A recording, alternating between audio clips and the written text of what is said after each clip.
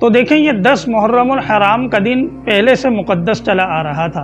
رسول اللہ صلی اللہ علیہ وسلم جب مدینہ منورہ گئے تو آپ نے وہاں یہود کا یہ عمل دیکھا کہ وہ اس دن روزہ رکھ رہے ہیں۔ جب ان سے پوچھا گیا تو انہوں نے کہا کہ اس دن حضرت موسیٰ علیہ السلام کو فرعون سے نجات ملی۔ تو اس واقعے کی یاد میں وہ یہود روزہ رکھا کرتے تھے، اور خاص عاشورہ کے دن کے روزے کی فضیلت رسول اللہ صلی اللہ علیہ وسلم نے اپنی حدیث مبارک میں یہ بیان فرمائی، جو اس عاشورہ کے دن روزہ رکھے گا تو امید ہے اللہ تبارک و تعالیٰ کی ذات سے کہ اللہ تبارک و تعالیٰ اس کے 1 سال کے گناہوں کو معاف فرما دیں گے۔ لیکن یاد رکھیں، جن احادیث میں گناہوں کو معاف کرنے کی فضیلت آئی ہے اس سے مراد صغیرہ گناہ ہوتے ہیں۔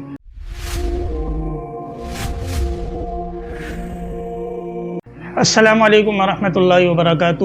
سوال یہ ہے کہ عاشورہ کا روزہ یعنی 10 محرم الحرام کا روزہ، اس کی کیا فضیلت ہے اور یہ روزہ کس ترتیب سے رکھنا چاہیے؟ تو دیکھیں یہ 10 محرم الحرام کا دن پہلے سے مقدس چلا آ رہا تھا۔ رسول اللہ صلی اللہ علیہ وسلم جب مدینہ منورہ گئے تو آپ نے وہاں یہود کا یہ عمل دیکھا کہ وہ اس دن روزہ رکھ رہے ہیں۔ جب ان سے پوچھا گیا تو انہوں نے کہا کہ اس دن حضرت موسیٰ علیہ السلام کو فرعون سے نجات ملی۔ تو اس واقعے کی یاد میں وہ یہود روزہ رکھا کرتے تھے۔ تو حضور صلی اللہ علیہ وسلم نے فرمایا کہ میرا جو موسیٰ علیہ السلام سے تعلق ہے، ہم زیادہ اس بات کے حقدار ہیں کہ ہم روزہ رکھیں۔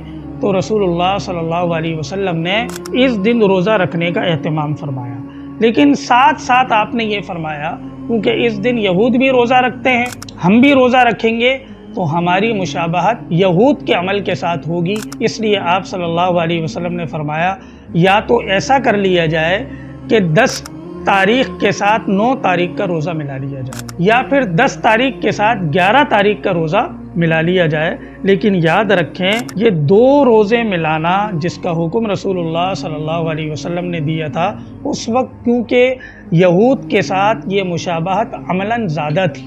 اس زمانے میں یہ مشابہت عملاً اتنی ہے نہیں۔ یہ علیحدہ بات ہے کہ رسول اللہ صلی اللہ علیہ وسلم کا فرمان موجود ہے، اس لیے افضل، مستحب اور بہتر تو یہی ہے کہ 10 تاریخ کے ساتھ 9 تاریخ کا روزہ ملایا جائے، یا 10 تاریخ کے ساتھ 11 تاریخ کا روزہ ملایا جائے۔ لیکن اگر کوئی صرف 10 تاریخ کا روزہ رکھ لے تو اس کا روزہ درست ہوگا، وہ گناہگار نہیں ہوگا، لیکن بہتر یہ ہے کہ ایک روزہ ساتھ ملا لیا جائے۔ اور خاص عاشورہ کے دن کے روزے کی فضیلت رسول اللہ صلی اللہ علیہ وسلم نے اپنی حدیث مبارک میں یہ بیان فرمائی، جو اس عاشورہ کے دن روزہ رکھے گا تو امید ہے اللہ تبارک و تعالیٰ کی ذات سے کہ اللہ تبارک و تعالیٰ اس کے 1 سال کے گناہوں کو معاف فرما دیں گے۔ لیکن یاد رکھیں جن احادیث میں گناہوں کو معاف کرنے کی فضیلت آئی ہے اس سے مراد صغیرہ گناہ ہوتے ہیں۔ جہاں تک تعلق ہے کبیرہ گناہوں کا، جن کا تعلق حقوق اللہ سے ہے، عبادت میں کوتاہی کی، وہ بغیر توبہ کے معاف نہیں ہوتے۔ اور اگر وہ کبیرہ گناہ جن کا تعلق حقوق العباد سے ہے، بندوں کے حق سے ہے، تو توبہ کے ساتھ ساتھ یہ بھی ضروری ہے کہ حقدار کو اس کا حق دیا جائے۔ اس لیے ہمیں 10 تاریخ یعنی عاشورہ کے دن روزہ رکھنے کا عملاً اہتمام کرنا چاہیے، لیکن یہ نہ فرض ہے نہ واجب ہے، صرف مستحب ہے۔